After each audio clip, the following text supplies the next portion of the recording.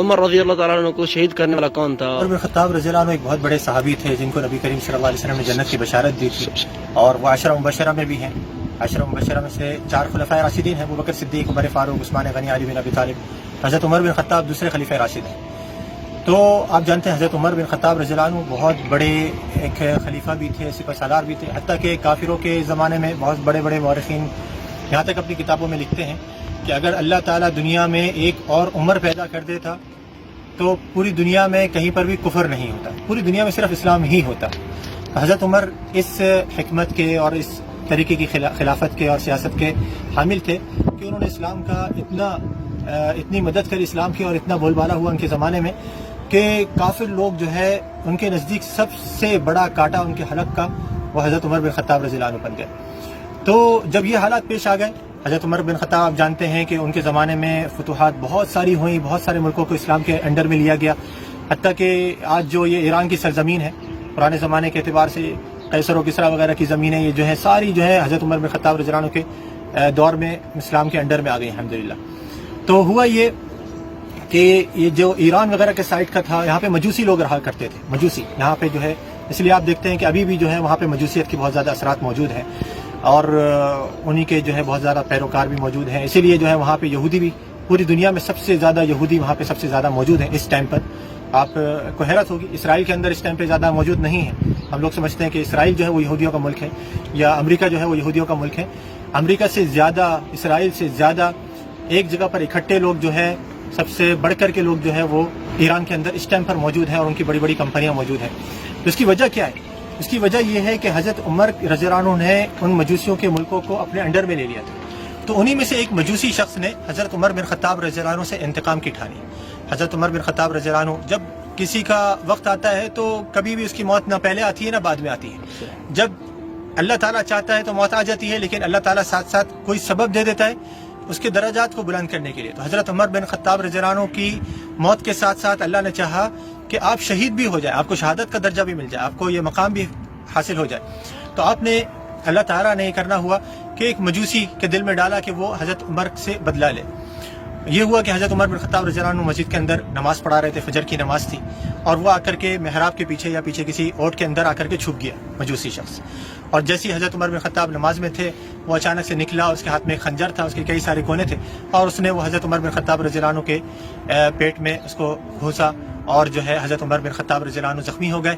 بعد میں حضرت عمر بن خطاب جب زخمی حالت میں تھے تو پوچھا صحابہ کرام سے کہ مجھے کس نے مارا ہے؟ آپ کو تو پتہ بھی نہیں لگا۔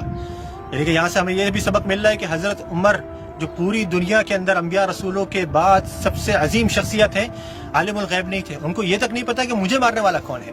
تو صحابہ نے بتایا، جو آس پاس میں جو لوگ تھے انہوں نے بتایا کہ آپ کو مارنے والا ایک مجوسی آدمی ہے، اس کا نام ہے ابو لؤلؤہ فیروز مجوسی، یہ آدمی ہے، اس نے آپ کو خنجر مارا ہے۔ کہا حضرت عمر نے اللہ کا شکر ادا کیا اور کہا کہ الحمدللہ، اللہ کا شکر ہے کہ اللہ نے میرا قتل، میری شہادت کسی مسلمانوں کے ہاتھوں نہیں کری، کیونکہ صحابہ کرام نہیں چاہتے تھے کہ مسلمانوں کے اندر قتل و غارت گری کا یہ فتنہ پھیلے۔ تو الحمدللہ انہوں نے کہا کہ اللہ تعالیٰ نے میرا قتل جو ہے، میری شہادت جو ہے وہ کسی مجوسی کے ہاتھ کری۔ یہ مجوسی شخص جو ہے بعد میں اس کو پکڑ لیا گیا اور سزا دی گئی، اور الحمدللہ قتل کر دیا گیا۔ لیکن آج اس کا مزار جو ہے ایران کے اندر بنا ہوا ہے، اور اس مزار کے باہر بڑا سا فارسی زبان کے اندر لکھا ہوا ہے بابا شجاع الدین ابو لؤلؤہ فیروز لکھا ہوا ہے۔ کیا معنی ہے بابا شجاع الدین؟ بابا فارسی زبان کے اندر ایک عظمت والی شخصیت کو کہتے ہیں، شجاع الدین دین کی بہادر ہستی۔ کون سی دین کی بہادر ہستی؟ آپ کو پتہ لگے گا کہ اس زمانے میں جو رافضی ہیں ان کے نزدیک دین ہے کیا، صحیح دین کیا ہے۔ جبھی وہ اپنے مزاروں کے باہر لکھ رہے ہیں کہ دین کی بہادر ہستی، ایسی شخصیت کے مزار پر جو مجوسی مرا، جس کے بارے میں تمام تاریخی کتابیں گواہی دیتی ہیں کہ یہ مجوسی مرا، اس کے مزار کے بارے میں باہر لکھا ہوا ہے کہ یہ بابا شجاع الدین کا مزار ہے، یعنی کہ دین کی بہادر ہستی۔ اب ظاہری بات ہے کون سا دین؟ مجوسیت کا دین۔ تو یہاں سے ہمیں پتہ لگتا ہے کہ اصل جو رافضیت ہے وہ اس کی بیک جو ہے وہ مجوسیت ہے، وہ اہل بیت سے محبت نہیں، اہل بیت کا تو آڑ لیا گیا ہے، صرف اہل بیت کی محبت کا نام لیا گیا ہے تاکہ یہ کہا جائے مسلمانوں، جو عام مسلمان ہیں بھولے بھالے، ان کو اپنے شکنجے میں پھنسایا جائے اور یہ کہا جائے کہ تو ہم تو اہل بیت سے محبت کے اندر یہ سارے کام کر رہے ہیں۔ نہیں، یہ اگر اہل بیت سے محبت کر رہے ہوتے تو کبھی بھی محرم کے اندر ماتم کرتے ہوئے ایسی شخصیت کو گالیاں نہیں دیتے, اعلان تان نہیں کرتے جو حضرت حسین کی شہادت سے 52 سال پہلے مر چکے ہوں. کون؟ حضرت ابو بکر صدیق رضی اللہ عنہ. حضرت حسین کی شہادت کب ہوئی؟ اور حضرت ابو بکر صدیق, یعنی کہ حضرت حسین کی جب شہادت ہوئی کربلا کے موقع پر, وہاں تو حضرت ابو بکر صدیق ہونا تو دور کی بات رہی, آپ تو حیات ہی نہیں تھے, آپ کا تو اس واقعے سے کوئی لین دین ہی نہیں ہے, آپ کا تو کوئی معاملہ ہی نہیں ہے.